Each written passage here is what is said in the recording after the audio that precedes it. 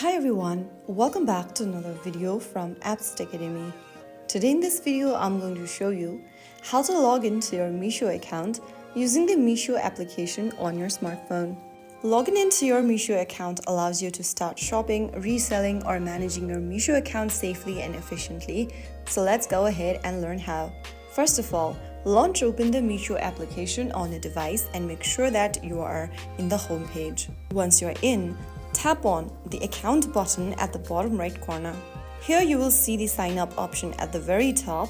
Tap on it, and now all you need to do is to select your country and then type in your phone number. Type down the phone number in the text box and click on send OTP.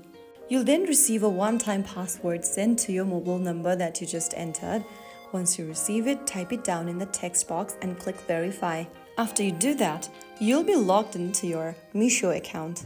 You will now be redirected to this account page. You can now go back to your home page and start browsing products, manage your orders, or start selling or start reselling if you have a reseller's account. So that's how you easily log into your Meesho account using the Meesho app on your device easily and successfully. If you found the video helpful, don't forget to like, share, and subscribe to our channel. I will see you in the next video. Thank you for watching.